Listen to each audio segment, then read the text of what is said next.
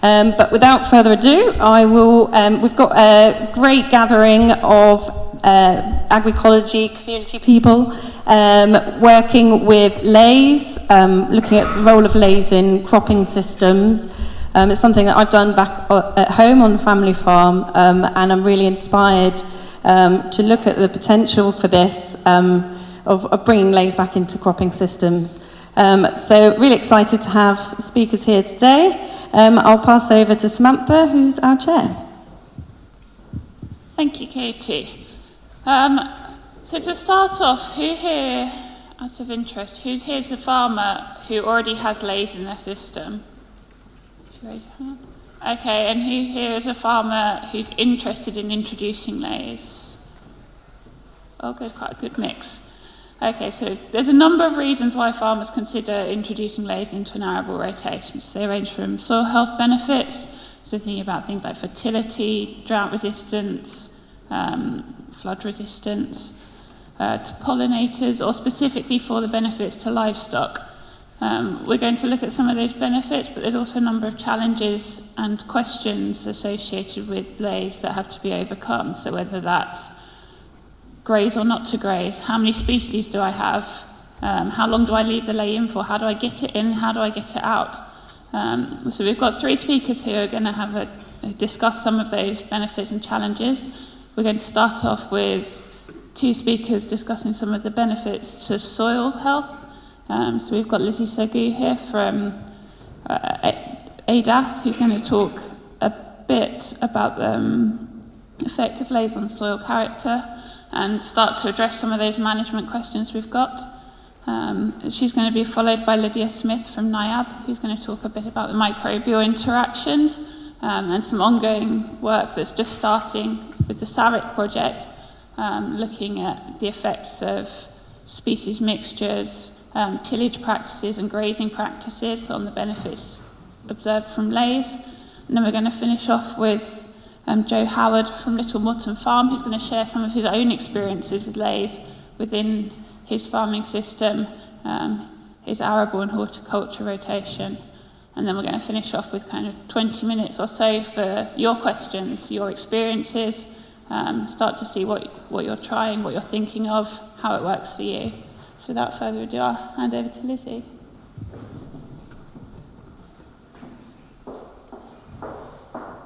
Thank you very much, and good afternoon, everyone. My name's Lizzie Sagoo. I'm a soil scientist with ADAS. I've been at ADAS now for 15 years. Okay, so thinking about Leys, integrating grass and herbal Leys into arable cropping systems has the potential to provide benefits to both arable and livestock farming systems. We know that continuous arable cropping with annual cultivations and little return of organic matter has resulted in sort of the long-term decline in soil organic matter. And by taking land out of annual cultivation and increasing organic matter return from roots and residues, temporary Leys have the potential to improve soil quality, increase soil organic matter content, and we expect that to have sort of wider rotational benefits as well. So I've been lucky in that I've been able to get involved in a couple of different projects in this area. One of them is an initiative, Grass and Herbal Leys Farm Research Network, which I'll mention in a little while. The other one is a research project with AHDB Beef and Lamb, looking at the costs, benefits and practicalities of integrating beef into arable systems. Now with that project, we're working with Peter Lord at Norwood Farm in Somerset, and we've taken a block of 6 fields that were long-term arable, and they've been put down to 3-year Leys, grass clover Leys and grass clover herbal Leys.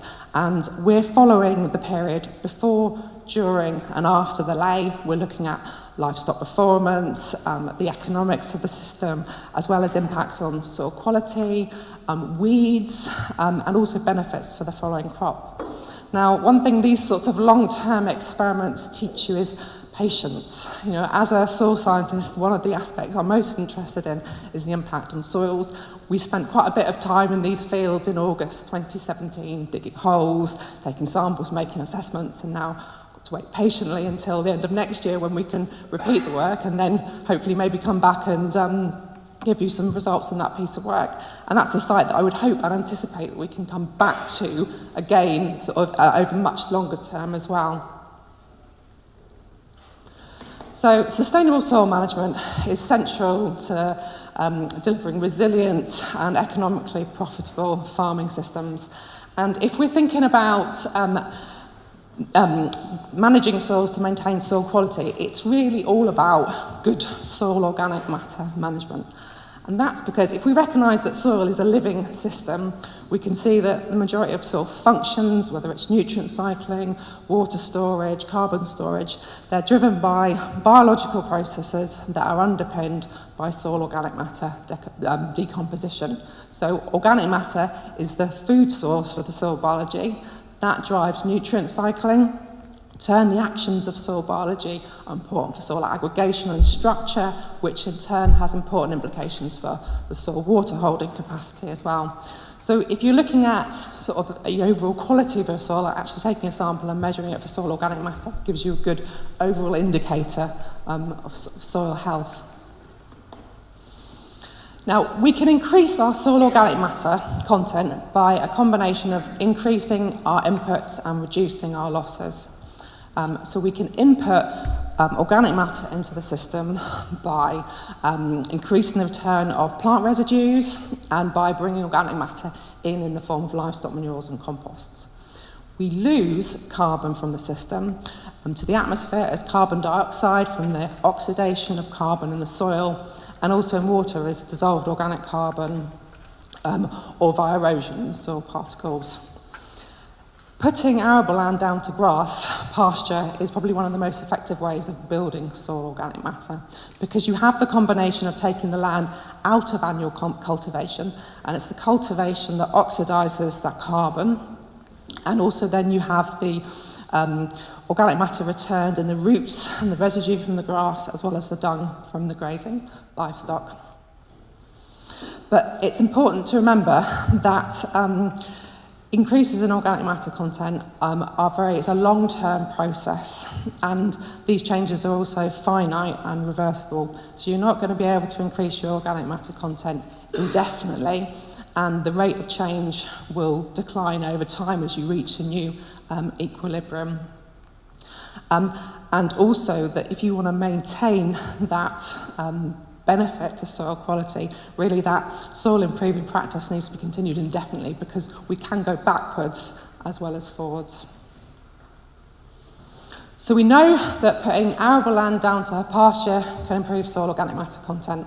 This is some data here from a field site that we worked at near Farringdon in Oxfordshire. It's heavy clay soil of the Denture Earth Association. In 2001, the site had been in long-term arable production, and we put half of the plots down to grass and the other half stayed in arable production. And after 6 years, the organic matter content had increased by 25%. But what does this mean for temporary lays? Will temporary lays in the rotation also build organic matter, or does the arable phase negate benefits?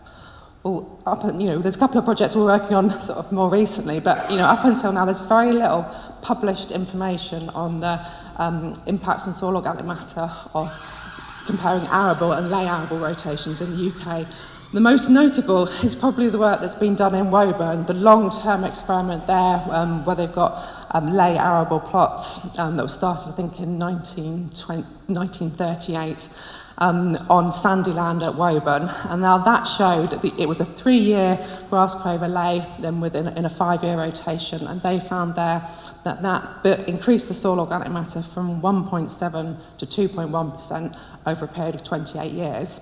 But then they changed the lays from grass clover to just grass and started adding nitrogen fertiliser, and they didn't measure any further significant increase in organic matter over time.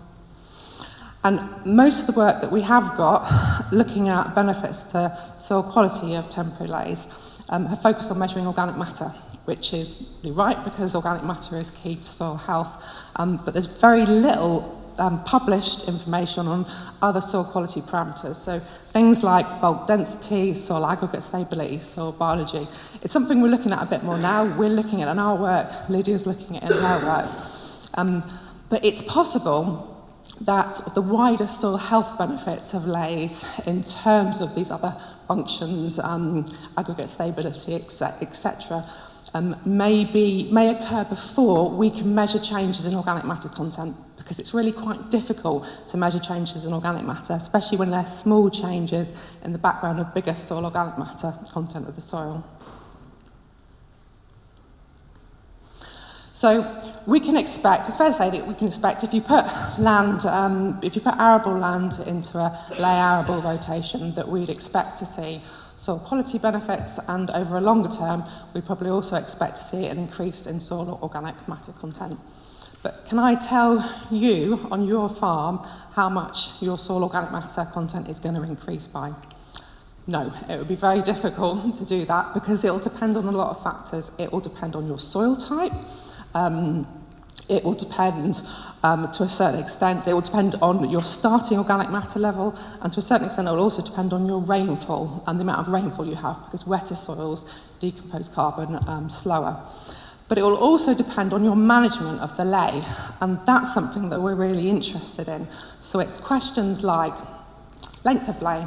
You know, what's the difference between a 2-year ley and a 7-year rotation, and a 3-year ley and a 6-year rotation? What about cutting v grazing? If we cut the grass, we're removing more material, but if we have livestock in the fields, wet fields, it can cause poaching and compaction.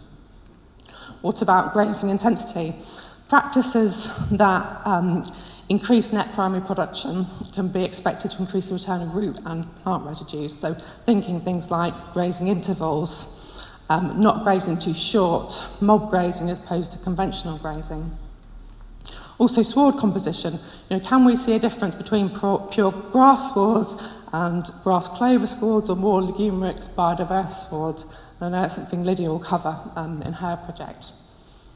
But also destruction techniques. So ploughing, min-till or direct drilling to establish the next arable crop. And this is something that we're particularly interested in. If anyone would be willing to trial different destruction techniques on their farm, please let me know. I mean, we know that ploughing, cultivation oxidises soil organic matter, so it's possible that if you plough, that we might be losing some of that carbon that we've put back in the soil. Therefore, we might hypothesise, you know, if we use min-till or direct drill to establish the following crop, does that help preserve the benefits? But there could be a compromise for the following crop and establishing the following crop, so there's sort of lots to think about there. And also, what about the benefit to the following crop? I think we can hypothesise that we might see a yield benefit to the following crop in the rotation from general soil quality benefits, increase in mineralisation, and potentially also better control of weeds like blackgrass. And this isn't something that we usually take into account in our economic analysis of these systems, because it's really difficult to quantify.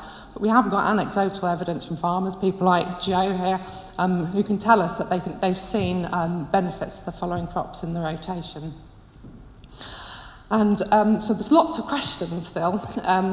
And back early last year, ADAS, working with AHTB and DEFRA, set up a grass and herbal Leys farm network. We set up to be a partnership between researchers, farmers, and others interested in industry, to try and give us a platform to investigate these sort of longer-term questions and rotational issues, integrating Leys into the rotation. And you know, if this is something that's of interest to you, I'd invite you all to get involved. Come and speak to me, or if you Google it, you'll find we've got a webpage where you can register. So to sort of summarise, I'll say that I think that integrating Leys into arable cropping systems has the potential to have soil quality benefits and build a more resilient, profitable farming systems. But we've seen there are still a lot of questions, particularly in terms of how we manage both the ley and the arable phase of the rotations in order to maximise the benefits. It's a topic, hopefully you can see, I'm quite interested in. So once the other speakers have spoken, I'd be very keen to hear comments and experiences from others in the audience. Thank you very much.